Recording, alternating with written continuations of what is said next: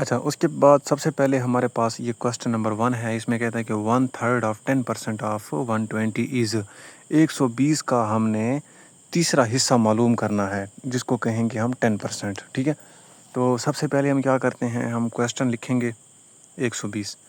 तो इसकी हम ये जो ज़ीरो है इसको काट देंगे। पीछे कितना बचा, ये 12। उसने क्या कहा है कि 1/3 ऑफ 10%, एक तीसरा हिस्सा बताओ, मतलब कि 10% निकाल के कि 120 का तीसरा हिस्सा 10% कितना होगा। तो सबसे पहले हम क्या करेंगे, 12 के 3 हिस्से बनाएंगे, क्योंकि उसने कहा कि 1/3 3 हिस्से 12 के बनाएंगे तो एक हिस्सा कितने का बनेगा, 4 का बनेगा। 4 4 और ये 4, मतलब कि 4। 4 मैं उर्दू दूसरे की मैं कह रहा हूँ 4। ठीक है, तो अगर 4 4 जमा 4 करें तो ये कितना होता है, ये आपके पास होता है 8। 8 जमा 4 करें तो ये कितना होता है आपके पास, ये होता है 12। तो इट्स मीन के 3 हिस्से बन गए।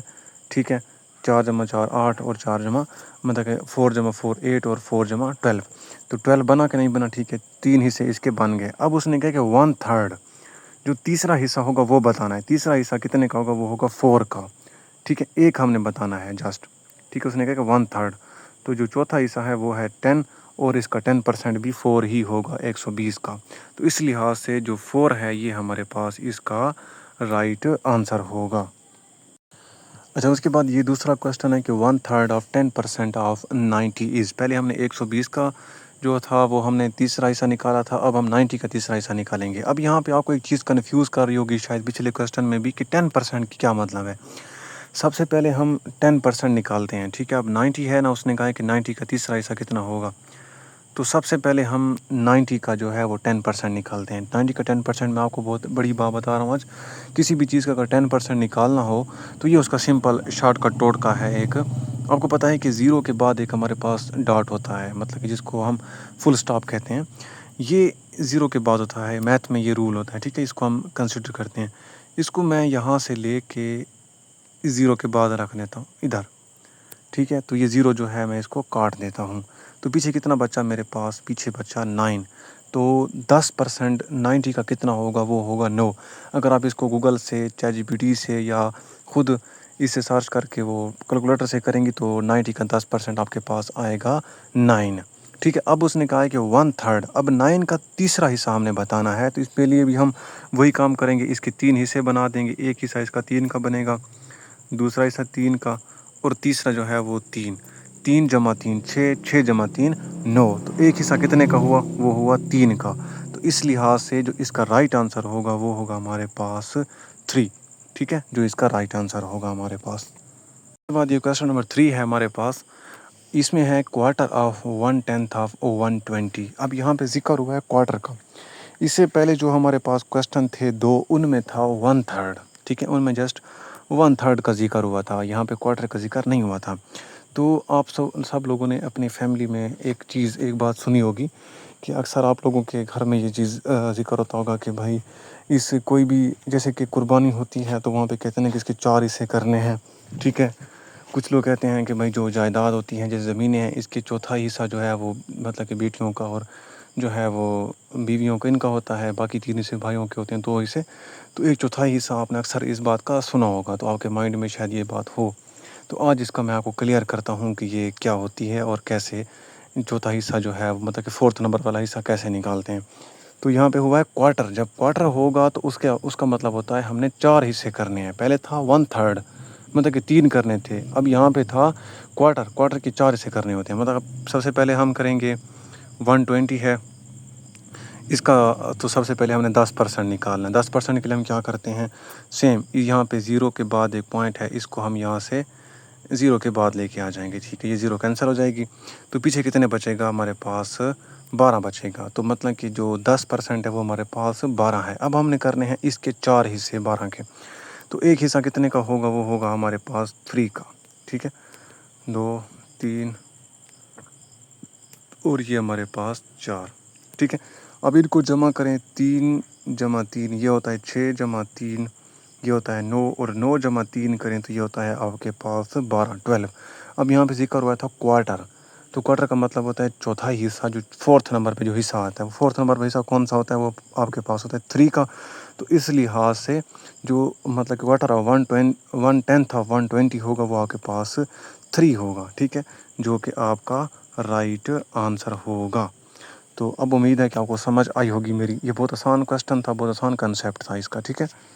कुछ मोस्ट रेपिटेटिव क्वेश्चन हैं जो तकरीबन हर बार हर दफ़ा मैंने टेस्ट में देखे हैं, चाहे EFNS का हो, GDP का हो, कोई भी टेस्ट हो, ये 3-4 क्वेश्चन तो मस्ट हैं ही हैं, ठीक है। ये सबसे पहला जो क्वेश्चन है 15, ये तो यूँ समझ लें कि रटा रटाया क्वेश्चन है। 90% ऑफ 90 है ना, तो 0 को 0 से कैंसिल कर दें और 9 को 9 से मल्टीप्लाई कर दें, ठीक है। तो ये कितना होगा, ये नम करें तो ये होता है 81, मतलब 81, ठीक। 9 को 9 से मल्टीप्लाई करें तो ये होता है 81। उसके बाद ये था क्वेश्चन नंबर 2 है कि 80% ऑफ 90, सिंपल है, 0 को 0 से काट देना है और 8 ज़रब 9 कर देना है। 8 ज़रब 9 करेंगे तो ये हमारे पास आंसर होगा 72। इसी तरह से हमने 80% ऑफ 80 है, 0 को 0 से काट देना है और 8 को 8 से मल्टीप्लाई करना है तो ये हमारे पास बनेगा 64। उसके बाद है 90% ऑफ 70, तो 0 को 0 से काट देना है, 9 को 7 से मल्टीप्लाई करना है तो आंसर आएगा 63। अच्छा, सबसे पहले तो अब ये क्वेश्चन नंबर 1 है हमारे पास। इसमें कहता है कि dozen egg price is 84, what is the price of 3 egg, ठीक है। क्वेश्चन में कहता है कि एक दर्जन अंडों का है, उसकी कीमत है आपके पास 84 रुपीज़, और कहता है कि 3 अंडों की कीमत आपके पास कितनी होगी। तो याद रखें मेरी बात। तो पहले सबसे पहले तो आपको पता है कि दर्जन में 12 होते हैं, मैंने पहले बता दिया है वॉइस में भी और मैसेज में भी कर दिया है कि 12 होते हैं, ठीक है। तो याद रखें मेरी बात, बहुत बड़ा कंसेप्ट बता रहा हूँ। जब भी क्वेश्चन के अंदर 3 अंडों की कीमत या बनानास की कीमत या पेंसिल्स की कीमत पूछे 3, तो आपने 4 के साथ डिवाइड करना है। अगर 4 की पूछे तो आपने 3 से डिवाइड करना है। अब कैसे करना है, उसने कहा है कि डज़न जो है वो 12 एग जो हैं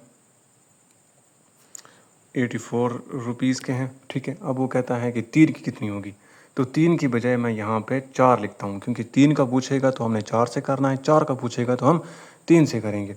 तो जो 4 वाला टेबल है वो 4 के ऊपर जाता है एक बार, और जो 4 वाला टेबल है वो आपके पास 8 के ऊपर जाएगा 2 बार, ठीक है। तो इसका जो आंसर होगा वो होगा 21। तो 3 अंडों की कीमत जो है वो आपके पास 21 रुपीज़ होगी। उसके बाद ये क्वेश्चन नंबर 2 है, इसमें क्या कहता है, इसमें कह रहा है कि dozen egg price 93 rupees, what is the price of 4 egg, ठीक है। तो यहाँ पे कहता है कि एक दर्जन अंडों की कीमत है आपके पास 93 रुपीज़, तो 4 अंडों की कीमत कितनी होगी, ठीक है। तो देखें, क्वेश्चन में ना जानबूझ के 93 ऐसा डिजिट है जिसके ऊपर 4 वाला टेबल डिवाइड, पहली बात है, नहीं हो सकता, ठीक है। अगर आप इस पे थोड़ा सी सेंस इस्तेमाल करें तो आपको आइडिया होगा कि 93 पे 4 वाला टेबल किसी तरह से भी डिवाइड नहीं होता, ठीक है। तो इसीलिए मैंने आपको ये कंसेप्ट समझाया है कि जब भी 3 की कीमत पूछे तो आपने 4 से डिवाइड करना है, जब 4 की कीमत पूछे तो आपने 3 से डिवाइड करना है, सिंपल, ठीक है। 12 जो अंडे हैं, ठीक है, इनकी प्राइस है आपके पास इस बार 93। तो अब उसने कहा है कि हमारे पास 4 एग की कितनी प्राइस होगी, ये हमने फाइंड करना है। तो सिंपल है, 93 के नीचे हम 3 डिवाइड करेंगे, ठीक है। 3 वाला टेबल जो है वो 3 पे एक बार जाता है, और 3 वाला टेबल जो है वो 3 पे 9 पे 3 बार जाता है, ठीक है। 3 एकम 3, 3 2 6, 3 तिया 9। तो ये कितना बनेगा, ये आपके पास बन जाएगा 31, ठीक है, 31 बनेगा। तो जो आपके पास 4 अंडों की कीमत है वो निकल आई 31 रुपीज़। तो बस आप जब 4 की कीमत पूछे तो 3 से डिवाइड करना है, 3 की पूछे तो 4 से डिवाइड करना है, तो आंसर आपका निकल आएगा, ठीक है। आंसर वही कीमत का होगा जो वो पूछ रहा होगा, चाहे 4 का पूछ रहा है चाहे 3 का पूछ रहा है, ठीक है। तो आपने फिर इसी तरीके से इसी मेथड से क्वेश्चन को हल करना है। 31 रुपीज़ जो है वो 4 अंडों की कीमत है हमारे पास। अगर 93 12 अंडों की कीमत 93 रुपीज़ है, तो 4 अंडों की कीमत जो है वो आपके पास 31 रुपीज़ होगी। बहुत आसान कंसेप्ट है, बहुत आसान मेथड है, इसी मेथड से आपने सॉल्व करने हैं। अब जाते हैं नेक्स्ट के ऊपर। इसके बाद ये क्वेश्चन नंबर 3 है हमारे पास। अच्छा, यहाँ पे ये है कि यहाँ पे उसने थोड़ा सा डिजिट चेंज किया है। पिछले जो 2 क्वेश्चन थे उसमें तो ये था कि अगर 3 की पूछता तो हम उसको 4 से डिवाइड कर देते, अगर 4 से पूछता तो हम 3 से डिवाइड कर देते थे, सिंपल, और हमारे पास आंसर उसी कीमत का आ जाता था। लेकिन इसमें ऐसा नहीं है। अगर आपके दिमाग में भी शायद ये बात आ रही होगी कि अगर सर ये 3 और 4 के अलावा पूछ ले तब हम क्या करेंगे, तो तब इसका बहुत आसान मेथड है, मैं समझाता हूँ अभी। तो यहाँ पे एक बात मैं मेंशन करना भूल गया था पहले, कि भाई 3 दर्जन होते हैं ना, एक होता है अंडों का दर्जन, एक होता है बनानास का दर्जन, और एक होता है पेंसिल का दर्जन। इसी तरह से दर्जन और भी होते होंगे डज़न। तो जो 3 मेजर हैं वो ये 3 है ना। तो इनमें टोटल कितने होते हैं? 12 होते हैं। हम ये नहीं कहते कि जिस तरह से बाकी है ना, किलो, 1 केजी, हाफ केजी, इस तरह के जो होते हैं ना, उर्दू में किलो बोलते हैं, वो तो अलग चीज़ है ना। तो हम ये नहीं कहते कि भाई मुझे 1 किलो जो है वो बनाना का दे दो, तो हंसेगा दुकान वाला हम पे। हम कहते हैं कि दर्जन अंडों का दे दिया, दर्जन जो है हमें बनानास का दे दिया, दर्जन पेंसिल का दे दे, तो उसमें होते हैं 12। तो अब यहाँ पे है क्वेश्चन में कि 1 डज़न पेंसिल और ऑफ 60 रुपीज़, एक दर्जन पेंसिल का है आपके पास 60 रुपये का। वो कहता है कि 5 पेंसिल की जो कीमत है वो कितनी होगी आपके पास। तो सिंपल है, सबसे पहले आपने 12 को डिवाइड कर देना है 60 के ऊपर, ठीक है। जब 12 को आप 60 पे डिवाइड करेंगी तो ये होगा आपके पास 5, ठीक है। ये आपके पास 5 आ जाएगा, 5 आ जाएगा। फिर इस 5 को आपने 5 के साथ मल्टीप्लाई करना है, ठीक है। 5 को 5 से मल्टीप्लाई करेंगे तो ये हमारे पास आ जाएगा 25।